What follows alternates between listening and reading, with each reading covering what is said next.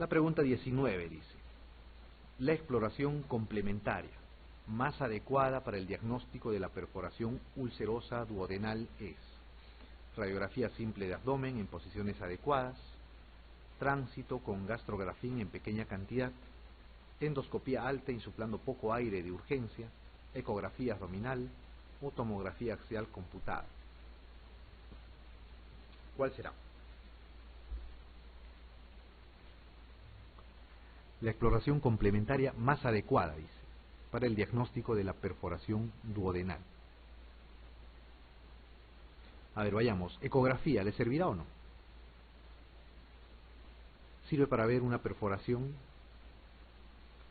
No, no sirve, ¿no es cierto? Les puede dar signos indirectos, ¿no? Líquido libre en la cavidad les puede mencionar, ¿no? O bolsones de colección a nivel del espacio de Morrison, en el epigastrio, etcétera, pero no les va a dar el diagnóstico de una perforación duodenal. Ok. Tránsito con gastrografín en pequeña cantidad. ¿Se hará o no? Si ustedes le dan la sustancia de contraste, seguramente va a pintar la úlcera, va a pintar la perforación. Pero en casos de sospecha de perforación, está contraindicado el uso del bario o de sustancias de contraste, pues no se debe hacer. Endoscopía alta insuflando poco aire de urgencia, ¿no? Si es que estamos pensando en una perforación, también está contraindicada la endoscopía, no se debería hacer. ¿Ok? Les queda dos: radiografía simple de abdomen en posiciones adecuadas y tomografía axial computada. ¿Cuál es la más adecuada para el diagnóstico de la perforación ulcerosa duodenal? Más adecuada, ¿no? El término más adecuado implica más rápido, más barato, más fácil de hacer. ¿Cuál será? La radiografía, ¿no es cierto? Simple de abdomen en posiciones adecuadas. ¿Qué cosa van a buscar? El neumoperitoneo, pues nada más, ¿no es cierto? El neumoperitoneo.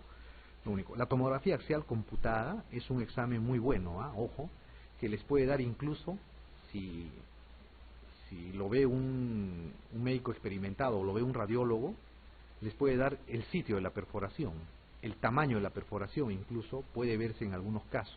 O sea, es un examen muy bueno para hacer el diagnóstico, pero implica algunas cosas, pues, ¿no? Tener el sustento, el soporte tecnológico, o sea, tener el tomógrafo disponible, tener al radiólogo que lo puede informar y tener experiencia para poder ver en las imágenes de tomografía el aire libre y no confundirse con aire interasas, ¿no? Hay que tener experiencia para ver eso.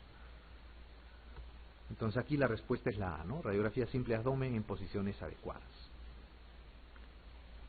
Muy bien. La pregunta 20 dice: en una radiografía de abdomen en supino se ve el ligamento falciforme. ¿Cuál es el diagnóstico más probable?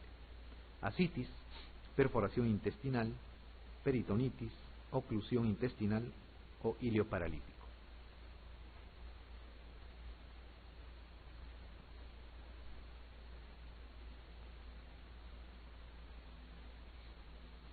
¿Dónde está el ligamento falciforme? Por encima del hígado, ¿no es cierto? Entre el hígado y el diafragma está el ligamento falciforme, ahí arriba está. Okay. No es un ligamento verdadero, no es un ligamento de sostén, ¿no?, típico del hígado, por eso se llama ligamento falciforme. Cuando lo ven, ¿qué significa? Ascitis. Cuando hay ascitis, ¿cómo se ve la placa? Una radiografía de abdomen, ¿cómo la ven? Han visto más de una vez una radiografía de un paciente con ascitis. Se ve blanco, ¿no es cierto? Se ve velado. Por la cantidad de líquido que hay, se ve media velada, media blanquecina, ¿ok? O sea, radiopaca, ¿no? Así se ve. Si es que hay peritonitis, lo mismo, hay líquido libre dentro de la barriga, dentro de la cavidad abdominal, y por ende, al haber líquido libre, se va a velar algunas cosas, ¿no? Se va a velar la sombra del psoas, obviamente no se va a ver el ligamento falciforme. Obstrucción intestinal o ilio paralítico. ¿Cómo se vería una obstrucción intestinal o un ilio paralítico en la radiografía? En ambos puede haber distensión de asas, puede haber niveles hidroaéreos, ¿no es cierto? Se ven casi similares. Cuando ustedes vean el ligamento falciforme en un paciente que está en decúbito, ¿no?, en una radiografía de abdomen, se debe pensar en una perforación intestinal. ¿Okay? Esa es la respuesta a la perforación intestinal. Estas son las radiografías, pues, ¿no?, que deben ustedes ver. La primera, de la izquierda, es una radiografía en decúbito. Este paciente, en el hipocondrio derecho, tiene una línea, como ven acá, radiopaca. ¿Ok? Esa línea radiopaca es el ligamento falciforme. Si ven este ligamento falciforme en un paciente que está en decúbito, obviamente que no se puede parar, no le pueden tomar una radiografía de tórax, de pie, entonces no van a poder ver el neumoperitoneo en esa placa. Entonces le pueden tomar una radiografía en decúbito y pueden ver si es que aparece o no el ligamento falciforme. ¿Por qué aparece el ligamento falciforme? En general, cuando no hay o no existe aire dentro de la cavidad abdominal, lo que se va a ver es una mancha blanca acá, ¿no es cierto? La mancha del hígado. Pero cuando existe aire, va a haber un espacio que era virtual que se va a formar en un espacio real entre el hígado y el diafragma. Y el ligamento falciforme se va a poner casi vertical. Al ponerse casi vertical y dar los rayos sobre él, va a ser más denso y va a producir una radioopacidad acá, una radioopacidad lineal. ¿Okay? A eso se llama el ligamento falciforme, o es el ligamento falciforme. Entonces es un signo de aire libre dentro de la cavidad abdominal o de neumoperitoneo. Aquí, allá en la pantalla se ven joven, acá en la computadora no tanto, pero en la segunda placa, en la parte superior, en el medio, se ven dos flechitas, ¿no es cierto? La parte superior, la parte inferior. Hay otra flecha acá y otra más en la parte superior. ¿Qué cosa está mostrando ahí? ¿Qué diferencia ven acá? En esta está más clara. En esta imagen con estas imágenes que están acá. ¿Qué es lo que ven? ¿Qué diferencia hay? Así es como normalmente se debe ver una radiografía. ¿Ok? Pero acá se ve así. Se dibuja clarito. ¿Qué cosa ven ahí? Ven el borde o la pared externa y la pared interna del intestino. ¿Okay? Cuando ustedes ven las dos paredes de la víscera hueca, se debe sospechar que hay una perforación y hay aire libre dentro de la cavidad. Normalmente lo que se ve es la pared interna y la pared externa no se dibuja tan nítido como cuando hay aire libre. ¿Okay? Entonces, observar las dos paredes nítidamente de las vísceras huecas significa que hay aire libre en la cavidad abdominal. En la radiografía superior de la derecha tenemos que hay aire debajo del diafragma, ¿no? Muchas veces ahí son en cantidades grandes, como en las radiografías que les he mostrado anteriormente, pero hay veces se ven cantidades pequeñas, ¿no? Pacientes que han sido posoperados, por ejemplo, tienen adherencias peritoneales, a veces el aire no difunde tanto hacia la parte superior, pero basta con ver pequeñas cantidades de aire libre debajo del diafragma para decir que hay un neumoperitoneo. Y acá tenemos una radiografía en decúbito lateral izquierdo. ¿Ok? En decúbito lateral izquierdo. Cuando ustedes ven o toman una radiografía en decúbito lateral izquierdo y hay aire dentro de la cavidad abdominal, o sea, hay neumoperitoneo, el hígado va a caer hacia la izquierda y va a haber un espacio que se va a encontrar lleno de aire entre el borde diafragmático del hígado y la parilla costal. ¿Ok?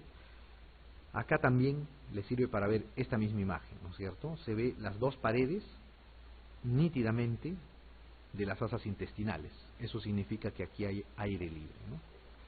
Entonces, cuando ustedes le dicen radiografías en posiciones adecuadas, ¿qué radiografías tienen que tomar? Radiografía en decúbito, radiografía de tórax y de abdomen de pie,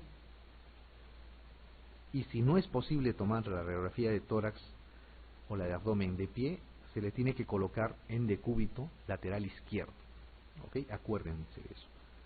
En decúbito o decúbito lateral izquierdo, si es que existe la sospecha de una perforación de víscera hueca y el paciente no se puede poner de pie. ¿Ok? No puede estar parado. Muy bien. ¿Qué más? Hemos hablado de las perforaciones duodenales, del tratamiento de la urgencia, ¿no es cierto?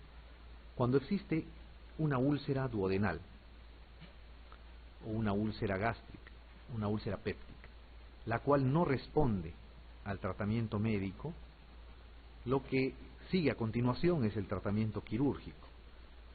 Se debe hacer una resección gástrica parcial y una reconstrucción. ¿Ok? Entonces, ¿qué tipo de cirugías vamos a tener? Aquí tenemos un gráfico que muestra el estómago, la continuación de este con el duodeno, el píloro que está acá a este nivel, el cardias hacia arriba. Entonces, el tratamiento fundamental de la úlcera duodenal consiste en hacer la antrectomía, ¿ok? Sacar el antro. Y luego de sacar el antro, hacer, si es que se puede, en caso necesario de recidiva, la vagotomía. ¿Ok? Si va a hacer una resección gástrica por úlcera péptica, normalmente se hace la antrectomía. Al sacar el antro, va a haber un espacio entre el duodeno y el estómago, el cual se puede reconstruir de dos maneras. Se puede anastomosar el muñón residual del estómago hacia el duodeno, ¿ok? Siguiendo el tránsito normal o la dirección normal de la vía digestiva. A esa reconstrucción se le llama la reconstrucción Billroth 1, ¿ok? O sea, no es otra cosa que la gastroduodenoanastomosis. O sea, se saca parte del estómago, el antro específicamente, y después se anastomosa el estómago con el duodeno. Eso es gastroenteroanastomosis, una reconstrucción tipo Billroth 1. Ok. Cuando eso no es posible, porque la resección del antro ha sido bastante generosa o más de la cuenta, o no se puede movilizar el duodeno, hay una maniobra quirúrgica la cual sirve para que este duodeno que está pegado al retroperitoneo se movilice y pueda llegar hasta el muñón del estómago. Esa maniobra se llama la maniobra de Kocher. Si no se puede hacer esa maniobra, está muy adherido, muy pegado por la inflamación crónica de este nivel producido por las úlceras, entonces no se puede anastomosar el estómago al duodeno. Entonces se recurre a la reconstrucción Billroth 2, ¿no? ¿Qué es esto? La reconstrucción Billroth 2 es una gastro-yeyuno-anastomosis, ¿ok? Una gastro-yeyuno-anastomosis o una gastroenteroanastomosis, también le llaman, es su otro nombre. Entonces hay dos tipos de reconstrucción Billroth, Billroth 1 y Billroth 2. En algunos casos,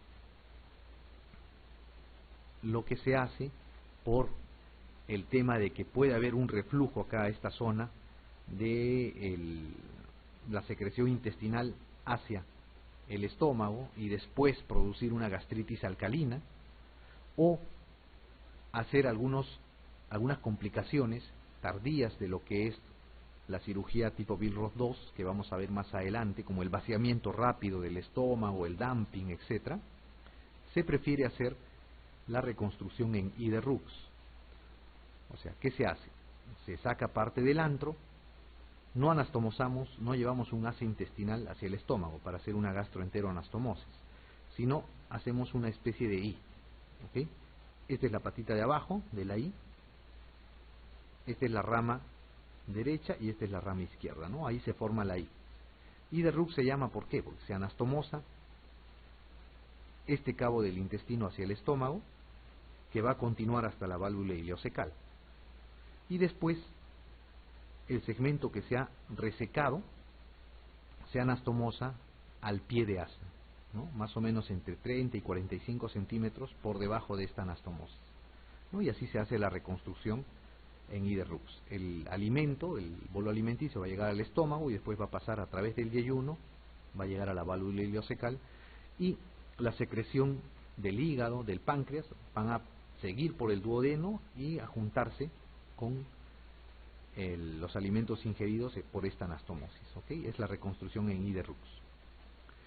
¿Qué ventaja tiene sobre la reconstrucción Billroth 2? Que la Billroth 2 puede tener algunos problemas posoperatorios, ¿no? Especialmente que tienen que ver con la construcción del asa que va hacia el estómago, el asa aferente, o con la apertura de la boca del estómago con el intestino, que puede producir un vaciamiento rápido, ¿no? Que vamos a ver más adelante, es una complicación de esta cirugía. La desventaja de la Iderux es que es mucho más laboriosa, demora más y tiene un tiempo operatorio más largo.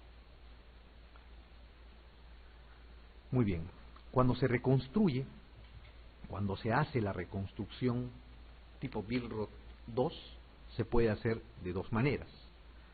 Como se ve acá a la izquierda, la primera es la de Hofmeister y el de la derecha es tipo Polya. ¿Por qué es importante recordar estas dos cosas? No les van a preguntar la técnica, cómo se hace, ni cuántos centímetros de apertura hay, ni cuántos centímetros de cierre, pero sí les pueden preguntar los dos tipos de reconstrucción Billroth 2, la Hofmeister y la tipo Polya. ¿Qué diferencia ven entre una y la otra? Si se fijan, la reconstrucción tipo Polya va a anastomosar toda la boca anastomótica del estómago al intestino. La reconstrucción tipo Hofmeister va a anastomosar una parte de la boca anastomótica al intestino y la otra parte la va a cerrar. ¿Ok? O sea, el orificio de unión entre el intestino y el estómago en la de Hofmeister es más pequeño que en la de tipo Polya. ¿Ok? Ese detalle es importante conocerlo. ¿Por qué? Porque las complicaciones tardías de las cirugías tipo Billroth 2 se dan con este tipo de reconstrucción, con tipo Polya. Al tener una boca anastomótica grande, va a hacer que el estómago se vacíe rápidamente, produciendo el síndrome del vaciamiento gástrico o dumping, o puede ser también que pasen los alimentos, en vez de al asa eferente, se vayan al asa aferente, o sea, al asa que va del duodeno al estómago, y producir una distensión de esta, incluso una ruptura del muñón, ¿no? Es otro tipo de complicación esta. Entonces, la que tiene más complicaciones de estas dos reconstrucciones es la tipo Polya. Por esa razón es la que menos se usa. La tipo Hofmeister tiene menos complicaciones tardías y por eso es la que más se usa. A pesar de que en esta zona de la unión de las dos suturas del estómago y de la anastomosis gastroentérica puede haber más tasas de dehiscencia, o sea, se puede aperturar más estas suturas, pero igual a largo plazo esta reconstrucción es mejor. ¿Ok? Muy bien.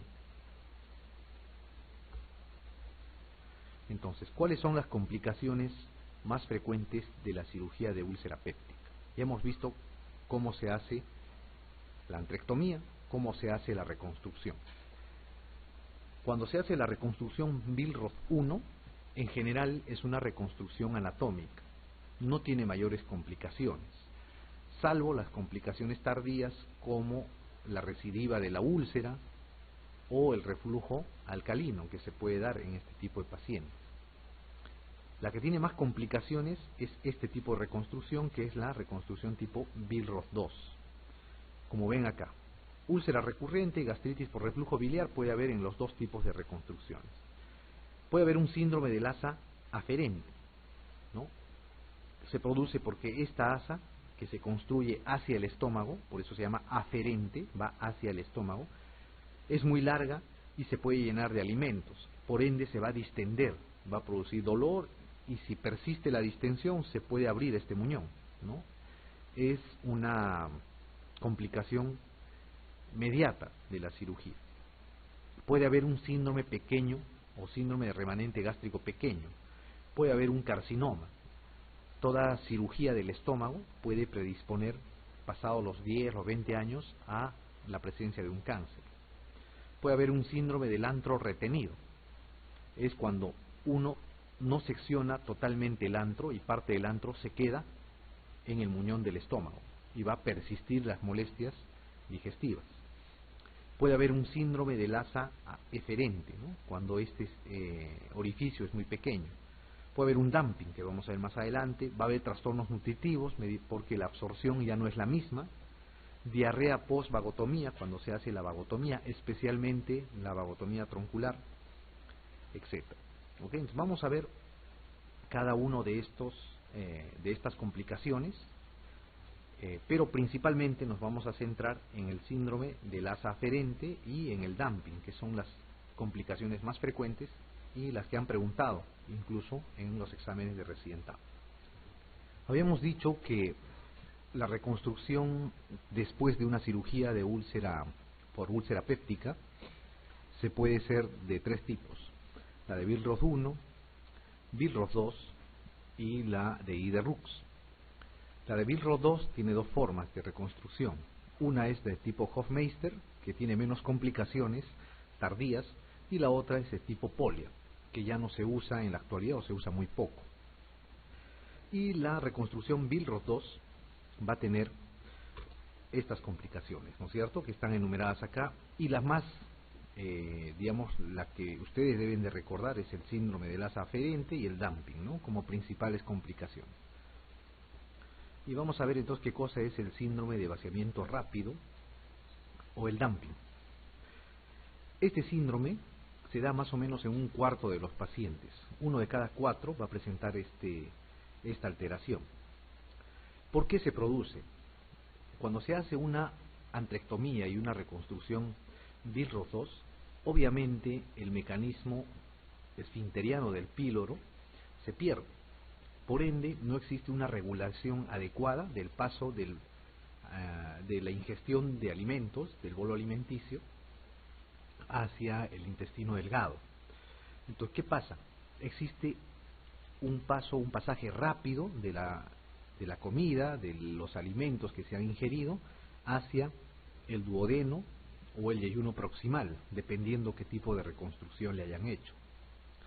Entonces, al presentarse eso, cuando estos alimentos ingeridos llegan bruscamente al intestino, rápidamente, sin haber sido previamente atacados adecuadamente por el ácido gástrico, se va a producir el dumping temprano.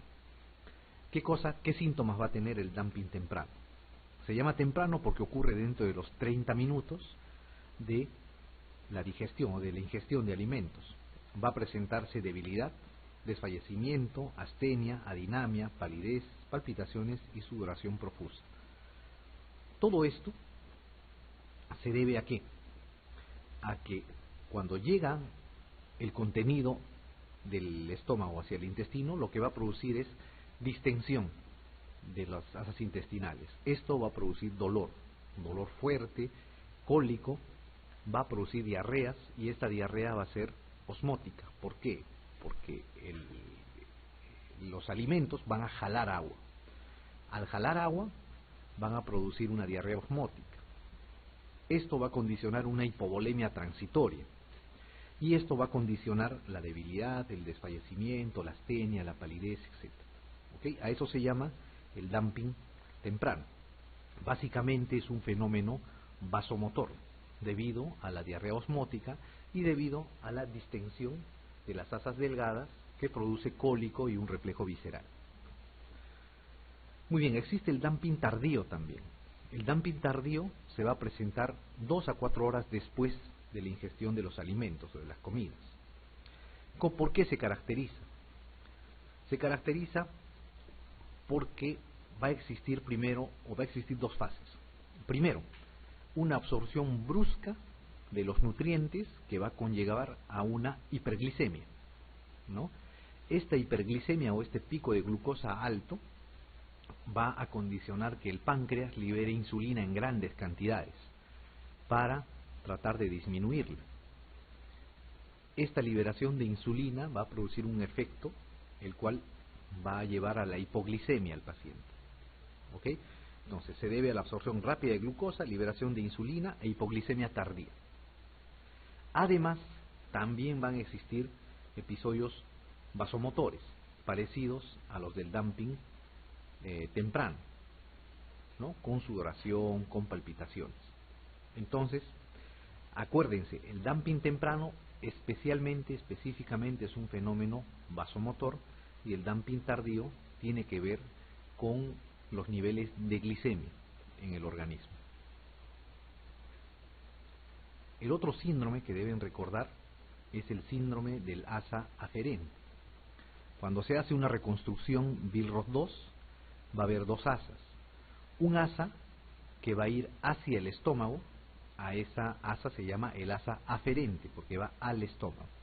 Y otra que sale de este, que es el asa eferente, ¿no? En este gráfico, este o esta es el asa aferente, va al estómago. Y esta o este es el asa eferente. Entonces, ¿qué pasa? Cuando este asa es construida muy larga, muy extensa, puede conllevar a que el contenido alimentario caiga del estómago a esta asa y se mantenga ahí y no se vacíe rápidamente. Y se empiece a llenar de líquidos, se empiece a llenar de alimentos y eventualmente empiece a distenderse. ¿Ok? Se distiende tanto que va a producir un dolor severo en la región epigástrica, porque va a ser la distensión del duodeno. Esta distensión severa del duodeno va a producir dolor intenso, va a producir reflejos vagales, taquicardia también inicialmente, náuseas, vómitos, posteriormente baja de la presión y bradicardia. Si es muy catastrófico, puede llevar a la ruptura del muñón duodenal. Si se rompe el muñón duodenal, va a haber peritonitis, shock y muerte, pues, ¿no? Si es que no se actúa rápido. Entonces, es una complicación ciertamente delicada, grave, de la reconstrucción Billroth 2. En el caso de que sea crónico, es porque hay una obstrucción parcial al paso del alimento del asa aferente hacia el estómago, ¿ok? Y normalmente los pacientes van a mejorar cuando se presenta el vómito. Entonces, ¿qué van a recordar ustedes de estos dos síndromes? Tanto el síndrome del vaciamiento rápido como el síndrome del asa aferente se van a presentar principalmente en lo que es la reconstrucción Billroth 2. El síndrome del asa aferente es exclusivo de la reconstrucción Billroth 2. ¿Ok? Muy bien. La pregunta 21 entonces dice: una de las afirmaciones que sigue relativas al síndrome de dumping no es correcta. Señálela. A, dice, para que se produzca es preciso que el mecanismo antropilórico esté destruido o haya un cortocircuito del mismo. B, el vaciamiento brusco al distender el intestino provoca un reflejo que estimula la motilidad. C, para que haya síntomas es preciso que haya hiperglicemia inicial e hipoglicemia reactiva. El paso de líquido desde el espacio vascular a la luz intestinal debido a la hiperosmolaridad del quimo es un factor que influye en el cuadro clínico. La liberación de ciertas sustancias vasoactivas que se producen como consecuencia de la distensión intestinal es responsable de parte de los síntomas. ¿Cuál es falsa respecto al síndrome de dumping que hemos hablado?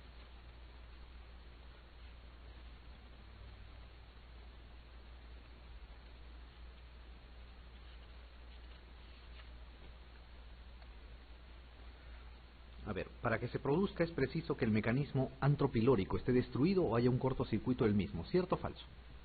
Cierto, ¿no es cierto? Tiene que haber esa condición. Muy bien. Dice, la liberación de ciertas sustancias vasoactivas que se producen como consecuencia de la distensión intestinal es responsable de parte de los síntomas. También, ¿no es cierto? Parcialmente sí es responsable. Muy bien. El vaciamiento brusco, en la B dice, el vaciamiento brusco al distender el intestino provoca un reflejo que estimula la motilidad. Eso es cierto, ¿no? Toda distensión de un asa intestinal va a provocar su aumento del peristaltismo, ¿ok?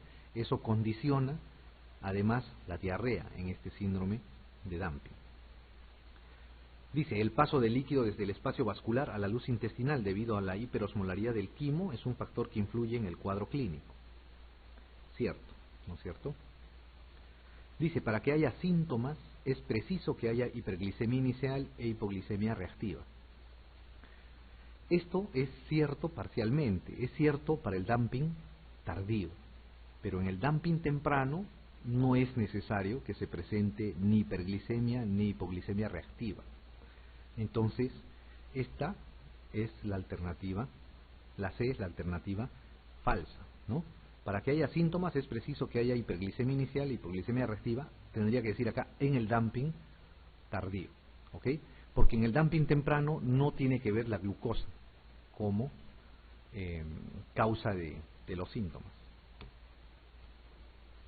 Muy bien.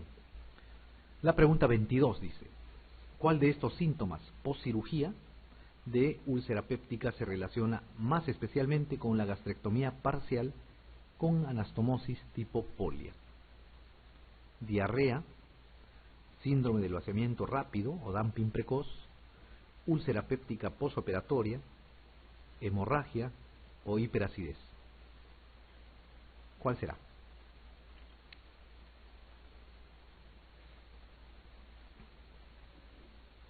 ¿Por qué no se usaba ya la reconstrucción tipo polia? Quedó en desuso. Porque existe el tema del vaciamiento rápido, pues, ¿no? La boca anastomótica entre el orificio del estómago y el intestino es muy grande y por eso, en general, hay un vaciamiento rápido, ¿no? El dumping precoz es mucho más frecuente con la gastrectomía y reconstrucción polia que con la Hofmeister.